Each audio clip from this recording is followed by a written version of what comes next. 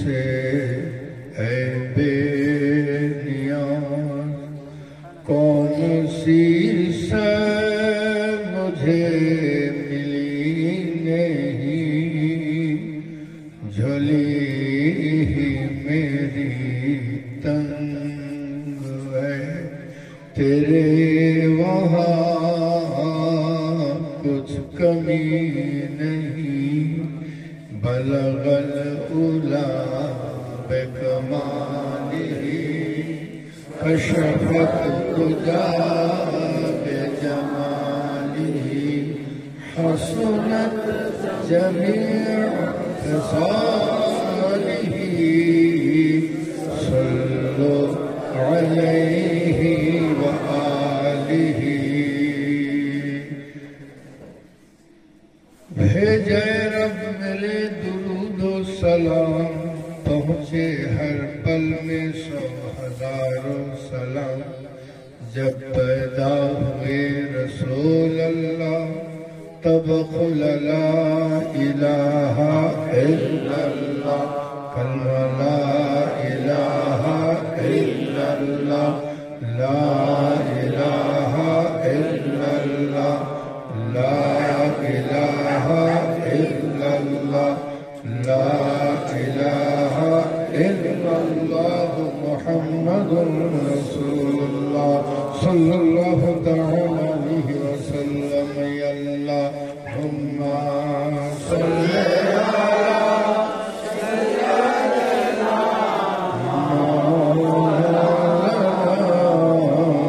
मुहम्मद व अला आले सय्यिदना मौलाना मुहम्मद सल्लल्लाहु तआला अलैहि वसल्लम। प्रशंसा মহান আল্লাহ পাকের, যিনি পূত পবিত্র অনাদি অনন্ত অব্যয় অক্ষয় অচির জীবন্ত, যিনি সর্ব অবস্থায় সর্বোপরি ভাষায় সর্বোপরিভাবে চির প্রশংসিত। কালাম আল্লাহর ভাষায় মহব্বতের সাথে বলুন আলহামদুলিল্লাহ।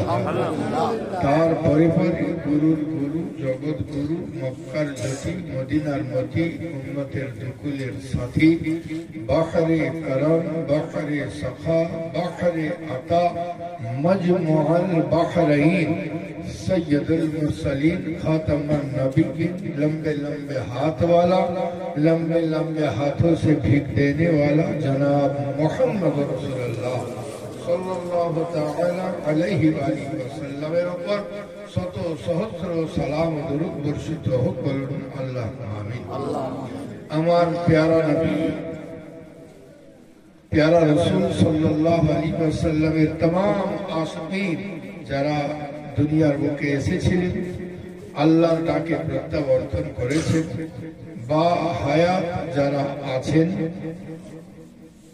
এবং পরবর্তীতে দুনিয়ার বুকে যারা আসবেন, সকলের ওপর আল্লাহর তরফ থেকে অশেষ অনুকম্পা বর্ষিত হোক, বলুন আল্লাহুম্মা আমিন।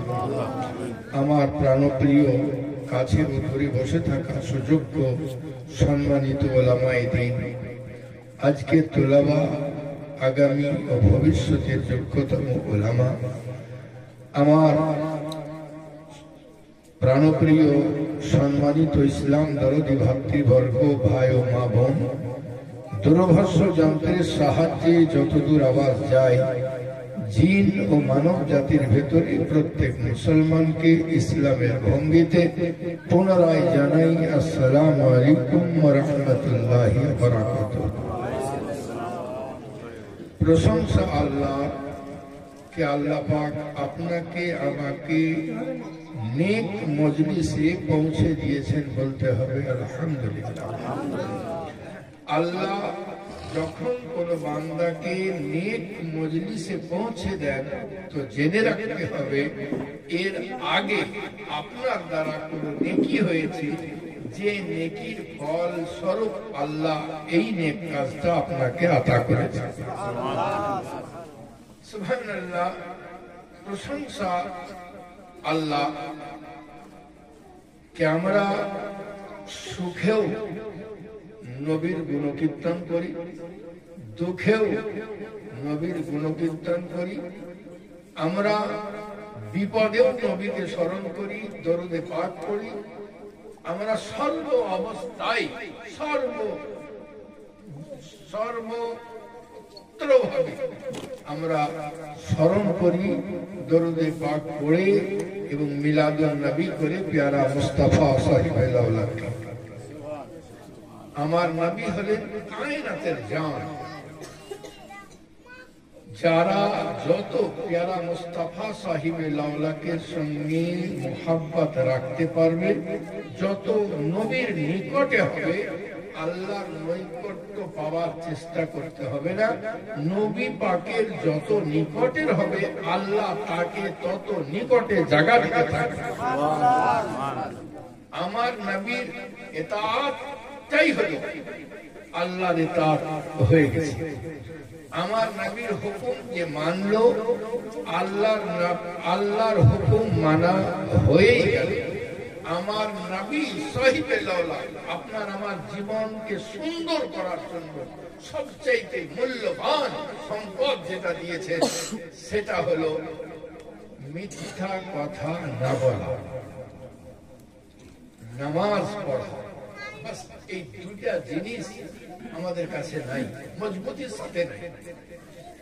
মুসলমান সব করে, মুসলমান জিনা থেকে বেঁচে থাকে, মুসলমান নোংরা থেকে বেঁচে থাকে, হারাম খাবার থেকে বহু লোকে বেঁচে থাকে, কিন্তু যদি গন্তি করা যায় তো মোটামুটি ৮০% লোক মিথ্যা বলে।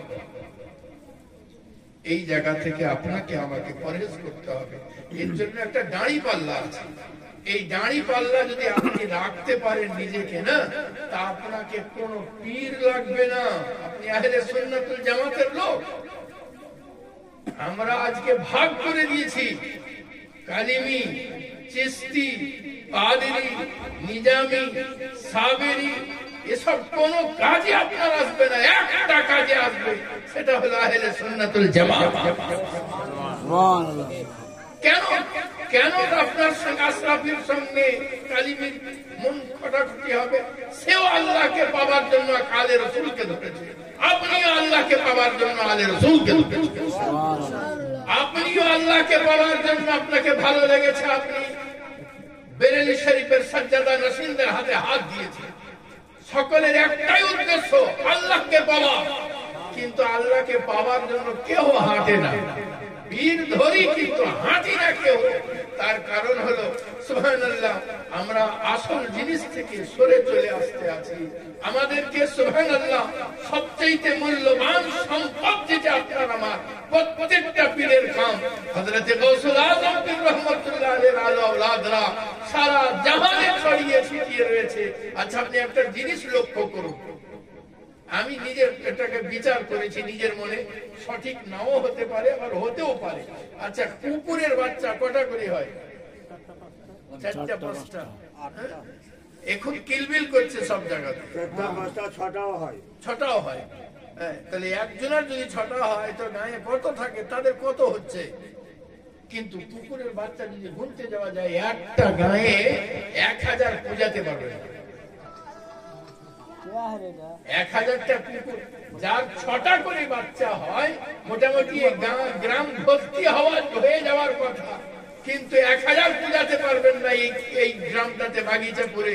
কিন্তু বাগিচা পরে যদি ছাগল পূজা যায়, ১০০০ পার হয়ে যাবে, না হলে কাছাকাছি যাবে। জি, কিন্তু আর একটা বাচ্চা, এক ছাগলের একটা বাচ্চা হলে বাড়ির মালিক খুশি, 2টা হলে পরিবার খুশি, 3টা হলে গ্রামবাসী খুশি। ভাই একটা বাচ্চা দিও তোমার, বড় জাতের ছাগল, প্রতিবেশী খুশি। কিন্তু আর 6টা, এর একটা। আমি বললাম, ওরে ছাগল, ব্যাপারটা কি? তোর একটা বাচ্চা কিন্তু সবারই ঘরে কম বেশি তোকে দেখতে পাওয়া যায়। তোকে খ্রিস্টানেও ছাড়ে না কেটে খায়, তোকে হিন্দুতেও ছাড়ে না কেটে খায়, তোকে মুসলমানেও ছাড়ে না কেটে খায়, সারা জাহানের লোক তোকে খায়, তারপরেও তোর বিলীন হয়ে যাস না। একটা বাচ্চাতে এত বরকত কি করে হয়? তো ছাগল জবানে হাল দ্বারা বলতে আছে, শুনে রাখো আমি আল্লাহর রাস্তায় গলা পাঠিয়ে দিয়েছি, আমি আল্লাহর রাস্তায় গলা পাঠিয়ে দিয়েছি। আর কুরবানি হওয়ার জন্য, আল্লাহর রাস্তায় জিন্দগিকে নিছাওয়ার করার জন্য আল্লাহ পাক আমাদের জাতে বরকত দান করে দিয়েছেন। যদি আল্লাহর রাস্তায় সময় নিছাওয়ার করলে যাতে বরকত আসে, তো আপনি আমি যদি 5 ওয়াক্ত নামাজে সময় দিয়ে দিই, তো আপনার আমার হায়াতে বরকত হবে না? সুবহানাল্লাহ। আপনি আর একটা জিনিস দেখেন, সারা জাহানে যত বংশ আছে সাইয়্যেদজাদা শেষ হয়ে যাবার কথা, কিন্তু ইমামে হুসাইন কারবালায় কুরবানি হলেন। আপনি আল্লাহ আল্লাহ রাসূলকে রাজি করার জন্য মাথা পাতিয়ে দিলেন। এমন জায়গা নাই যেখানে আলে রাসূল। জি সুবহানাল্লাহ। কুরবানি যে জিনিসটা আল্লাহর জন্য উৎসর্গ করবেন তার বরকতই আলাদা হবে, যে জিনিসটা আল্লাহর জন্য করবেন তার রঙই কিছু আলাদা হবে, যে জিনিসটা আল্লাহকে রাজি করার জন্য করবেন তার সুবহানাল্লাহ রঙ্গাতি কিছু আলাদা। আমি পড়েছি মহামূল্যবান পবিত্র কালাম মাজিদ থেকে আয়াতে পাক, আল্লাহ পাক ঘোষণা করেন। আর একটা জিনিস আমি লক্ষ্য করতে পারি, আমাদের কত কিছু হারিয়ে গেছে, চোখে পানি চলে আসছে। আমাদের ছিল প্যারা মুস্তাফা সাহিবে লওলা, সুন্নাতের দাড়ি দিয়ে দিয়েছিলেন আমাদেরকে, আমরা হারিয়ে দিয়েছি সব। আজকে বাংলা মিডিয়াম, ইংলিশ মিডিয়াম এবং অন্যান্য মিডিয়াম, আরবি মিডিয়াম ছাড়া মানে মাদ্রাসা ছাড়া যত মিডিয়ামের পড়ালেখা করানো হয়, সবাই স্যাররা বলেন এই তোমরা স্কুলে যাও, বদমাশি করছো কেন, এক ছড়ির বাড়ি। কিন্তু আমি প্রায় লক্ষ্য করছি, এটা আমি কোন আলিমের দিনের বদনাম করছি না, আমি আমার বাপজানদেরকে, ভাইদেরকে, আমার প্রাণের কলিজার টুকরাদের কাছে আমার আবেদন করছি। হ্যাঁ, লোকে সমালোচনা করছে যে মাদ্রাসাতে যখন ছাত্রকে ওস্তাদ পড়াইছে, তোর পড়ানোর টাইমে বলছে ওবে তোর পড়া হয়েছে। আপনি লক্ষ্য করবেন, কিন্তু টিচিংটা কিন্তু অন্যভাবে তাকে দিতে হবে। তিনি তো আরো উন্নত, স্কুল কলেজের প্রফেসরের চাইতেও তিনি উন্নত। তিনি ছাত্রদেরকে আপনি করে কথা বলবেন, মারতে হয় মারবেন, কিন্তু দেখা গেল গালি গালজ দিয়ে পড়ানো হয়। একজন মারা গেছেন, আমি নিজের কানে শুনেছি, তিনি মারা গেছেন, তার নাম করছি না, তো উনি বহুর ভাইকে যা বলে তাই বলি বলতেন, এই পড়া করিস নি কেন?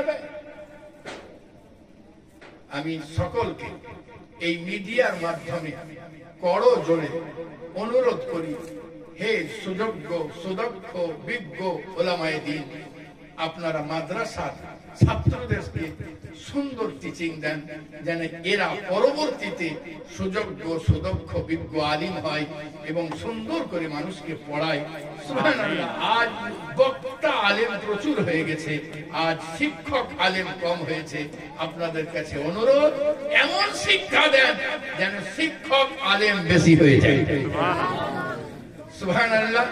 আল্লাহ জানি, যদিও আমার এটা বক্তব্যের পয়েন্ট নাই, তবে মনের ক্ষোভ ছিল, মনের ভিতরে ছিল, তাই বলে ফেললাম। সুবহানাল্লাহ।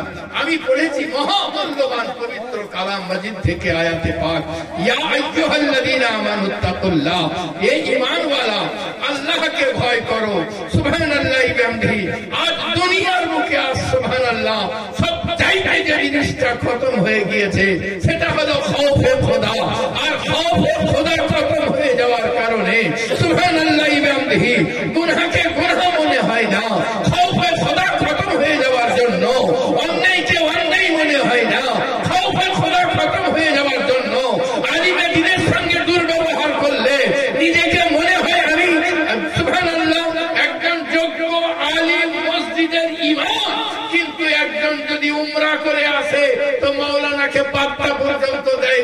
কিন্তু তার জানা নাই যে তুমি সুবহানাল্লাহ কেবল নবী পাকের রওজা ঘুরে এসেছো, আদব রক্ষা করেছো না করনি আল্লাহ ভালো জানে, কিন্তু এ নায়েবে রাসূল হয়ে আছে। এ যদি নারাজ হয়ে যায় তো নবী পাক নারাজ হয়। আলিমে দ্বীন যদি নারাজ হয়ে যায়, আজকে আলিমে দ্বীনদের মেহনত যদি দেখতে হয় তো রাত্রি রাত্রি ঘুরে দেখতে হবে। আচ্ছা, একটা মানুষ বাঁচে কি করে? সারা রাত্রি তারা জেগে জেগে ঘুরে বেড়াচ্ছে, এখানে না হয় ওখানে, ওখানে না হয় সেখানে। তারা কি করে বেঁচে থাকে? খাস আল্লাহর রহমত যাদের উপরে আছে। এ আমার প্যারা বলতে এটা চাইছি যে সুবহানাল্লাহ, খৌফে খোদা খতম হয়ে গিয়েছে, আর এইটাকে আবার ফিরিয়ে নিয়ে আসতে হবে।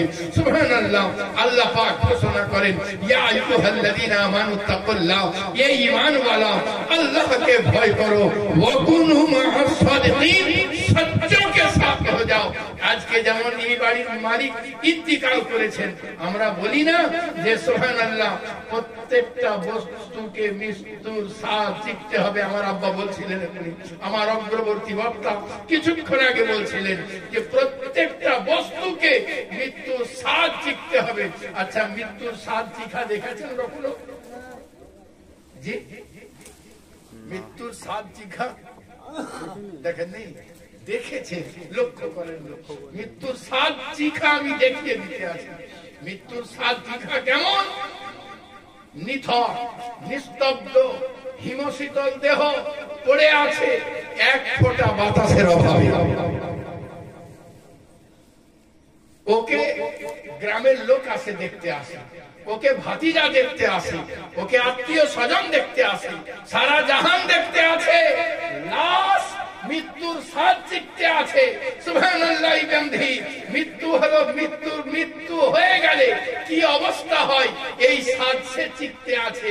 এ আমার প্যারা, ওকে যখন গোসল দেওয়ানো হয় তো স্বাদ শিখতে থাকে, ওকে যখন কাফনানো হয় তখন স্বাদ শিখতে থাকে, ওকে যখন ঘাড়ে তুলিয়ে দেওয়া হয় ও স্বাদ শিখতে থাকে, ওকে যখন নিয়ে চলে যাওয়া হয় মৃত্যুর মাওতা স্বাদ শিখতে থাকে, ওকে যখন জানাজার জায়গায় রাখা হয় ও স্বাদ শিখতে থাকে, ওর যখন জানাজা পড়ানো হয় ও মৃত্যুর স্বাদ শিখতে থাকে, ওকে যখন কবর ডাঙায় নিয়ে যাওয়া হয় মৃত্যুর স্বাদ শিখতে থাকে, ওকে যখন কবরে রাখা হয় মৃত্যুর স্বাদ শিখতে থাকে, ওকে যখন ঢেকে দেওয়া হয় মৃত্যুর স্বাদ শিখতে থাকে।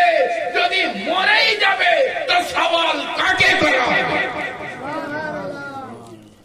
মৃত্যুর স্বাদ শিখতে আছে। এ আমার প্যারা, ওই পরিস্থিতি আসবার আগে নিজেদের জিন্দগিকে সুন্দর করে সাজিয়ে দিন, যেন আল্লাহর সামনে যখন আপনাকে আমাকে আল্লাহ পেশ করবেন তখন যেন আপনার আমার জিন্দগি সুবহানাল্লাহ শর্মিন্দা না হয়ে যায়, শরমে মাথা না ঢুকে যায়। সুবহানাল্লাহ, আল্লাহর কাছে কাঁদুন, তওবা করুন, ইস্তিগফার করুন।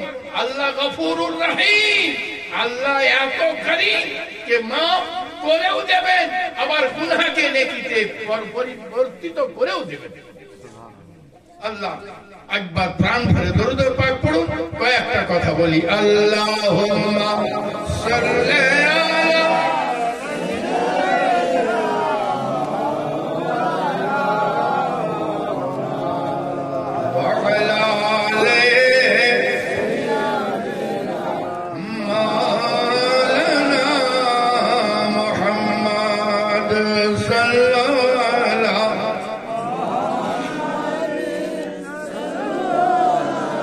मोहम्मद हरदम ज़बा पाक नबी मोहम्मद हरदम ज़बा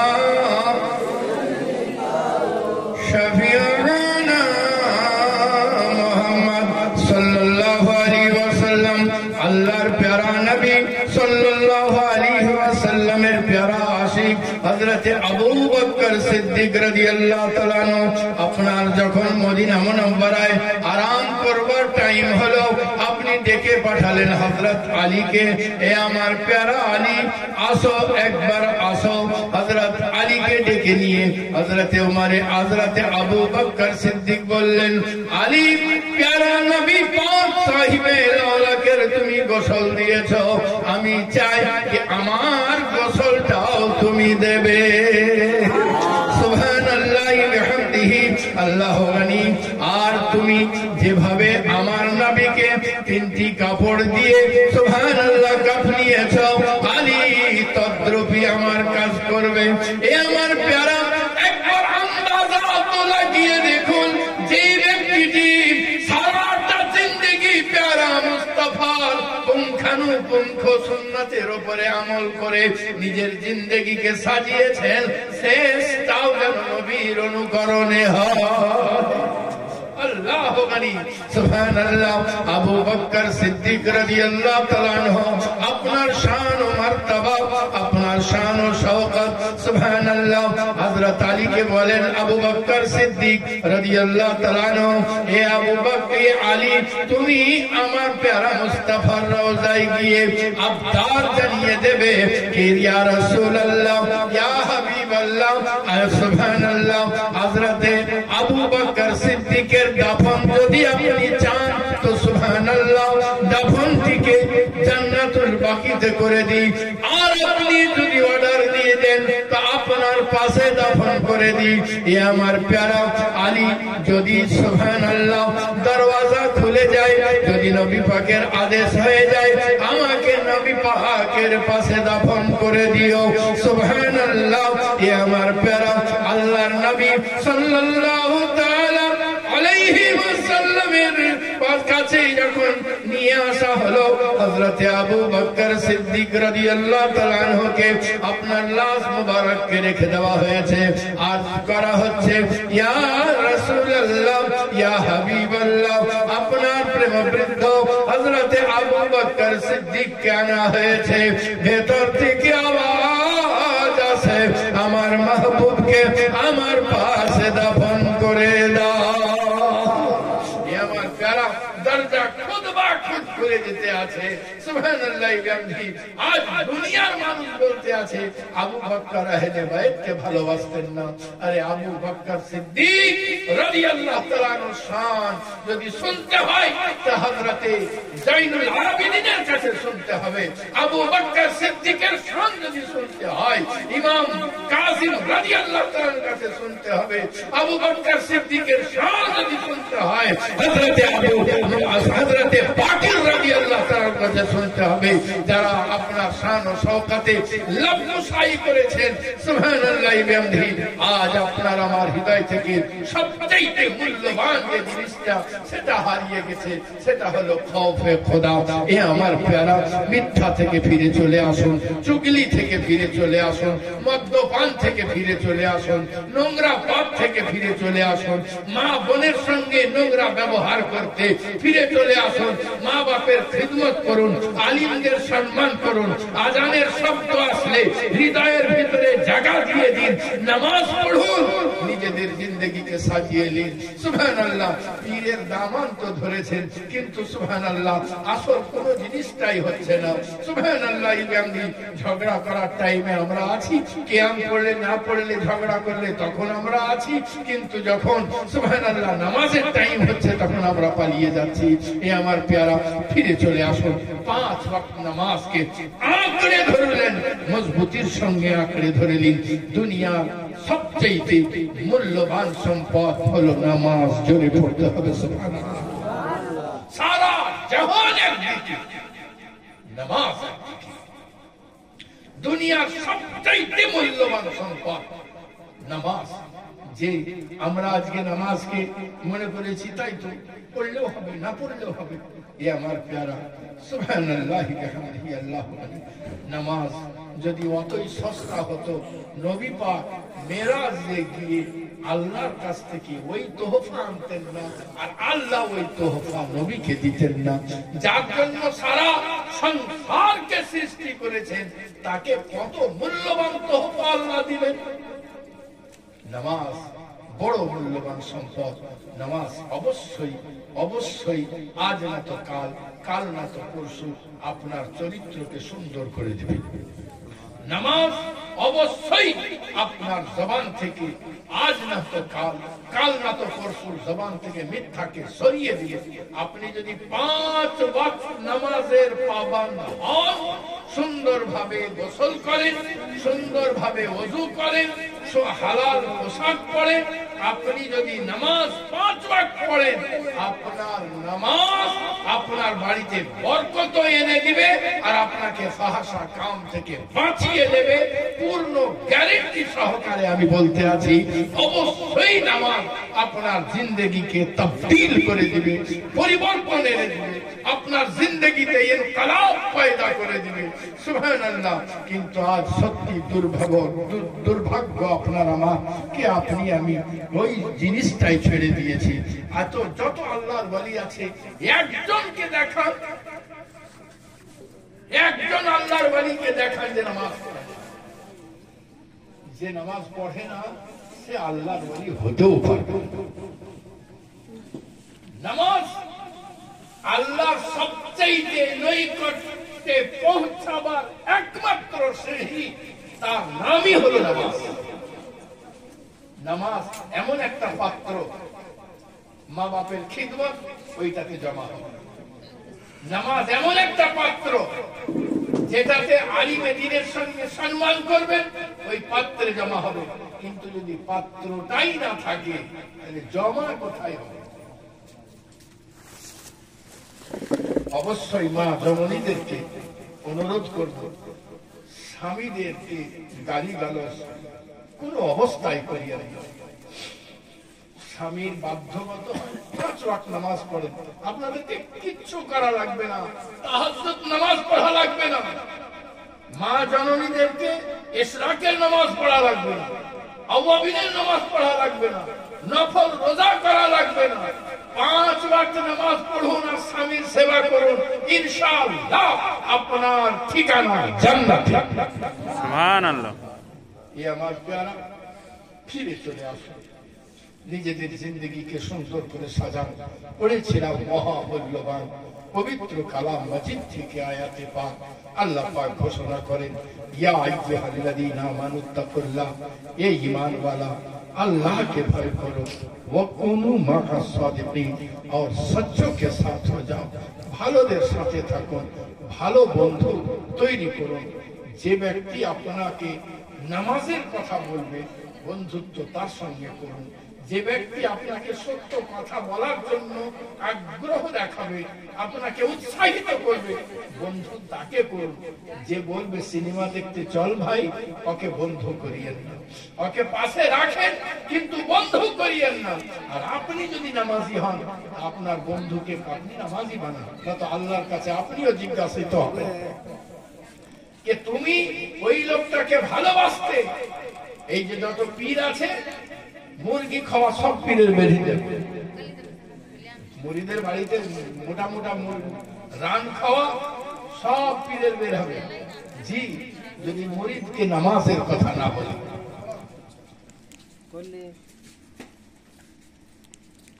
প্রত্যেককে জিজ্ঞাসিত করা হবে, ইমামকে জিজ্ঞাসা করা হবে তার মুক্তাদি সম্পর্কে।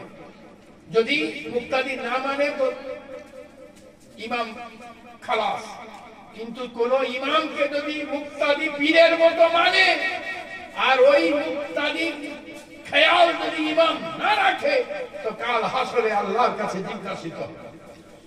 পীরের লেগে জান দিচ্ছে যারা, পীরের সম্বন্ধে বাজে কথা বললে সঙ্গে সঙ্গে তার টুটি ধরতে যায় যারা, এখনো মুরিদ যখন নামাজ না পড়ে, পীর যদি না বলে, কাল হাসরের ময়দানে আল্লাহ পাক পীরদেরকে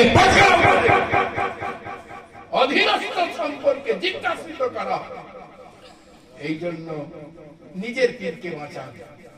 আপনি যেমন যে পীরের হাতে হাত দিয়েছেন, নিজের পীরকে বাঁচান, নামাজ পড়ুন। আপনি যদি নামাজি হয়ে যান, আপনার পীরের চৌকাঠ মজবুত হয়ে গিয়েছে। আজ আমার শরীর অসুস্থ, তাও অনেক কথা বলে ফেললাম, কিছু আবেগে বললাম, কিছু মহব্বতে বললাম। যদি কোনো ত্রুটি হয়ে থাকে আল্লাহর কাছে ক্ষমা প্রার্থী। আস্তাগফিরুল্লাহ রাব্বি মিন কুল্লি যামবিন ওয়া আতুবু ইলাইহি লা হাওলা ওয়ালা কুওয়াতা ইল্লা বিল্লাহিল আলিয়্যিল আযীম লা ইলাহা ইল্লাল্লাহ মুহাম্মাদুর রাসূলুল্লাহ সাল্লাল্লাহু আলাইহি ওয়াসাল্লাম। 5 ওয়াক্ত নামাজ পড়ুন। যারা নামাজ পড়েন প্রত্যেক নামাজের পরে 11 বার করে সূরা ইখলাস পড়বেন। মনে থাকবে? 11 বার করে সূরা ইখলাস পড়বেন। 3 বার দরুদ শরীফ পড়বেন। দুনিয়াতে পরিত্রাণের 2টা ওজিফা, একটা হলো লা ইলাহা ইল্লাল্লাহ আর একটা হলো দরুদে পাক। যার যেটা ভালো লাগে, এই 2টা ওজিফা যদি আপনার সাথে থাকে ইনশাআল্লাহ আপনার জিন্দেগি পার হয়ে যাবে। একজন বলছে হুজুর নামাজ পড়তে কেন? আমি বললাম কেন মানে কেন? কেনর মানেটা কি? বলছে আসহাবে কাহাবের কুকুর ও জান্নাতে যাবে না যাবে না? অবশ্যই যাবে। আল্লাহ পাক ওকে মানুষের সকল দিবেন, নিয়ে ও জান্নাতে যাবে। বলছে ও কি রোজা করেছে? কেমন চালাকি! কিছু পীরের মুরিদ আছে এইটা করে। আসহাবে কাহাবের কুকুর রোজা রেখেছে, নামাজ পড়েছে, কিছুই তো করেনি, শুধু পীরের সাথে ছিল। পীরের সাথে থাকলে তাহলে আমাকে নামাজ পড়তে হবে। পীর যতক্ষণ থাকবে তাহলে আমাদেরকে নামাজ পড়তে হবে। আর এটা কিন্তু কোরআন শরীফের কথা, কেউ অস্বীকার করতে পারবে না। মৌলানা অস্বীকার করতে পারবে না, পীর সাহেব অস্বীকার করতে পারবে। আল্লাহ পাক ওই কুকুরকে জান্নাতে পাঠাবেন। হ্যাঁ, জান্নাতে পাঠাবেন। আমি বললাম ভাই তুমিও যদি তোমার পীরের কাছে 300 বছর থাকো তাহলে তোমাকেও নামাজ পড়তে হবে না, যাও। বলছে পীরই থাকবে না তো আমি 300 বছর। আমি বললাম তাহলে পড়তে হবে তোমাকে। হ্যাঁ, ঠাট্টা করে বেরিয়ে যাওয়া, ইসলামকে নিয়ে মজা বা ঠাট্টা করার কোনো জায়গা নেই। আপনি নিজে না পারেন আমল করতে, আপনি গুনাহগার, কিন্তু সবাইকে নিয়ে যদি গুনাহ করেন আল্লাহ আপনাকে ছাড়বে না। ইসলাম কে নিয়ে মজা করলে ইসলাম ছাড়বে না।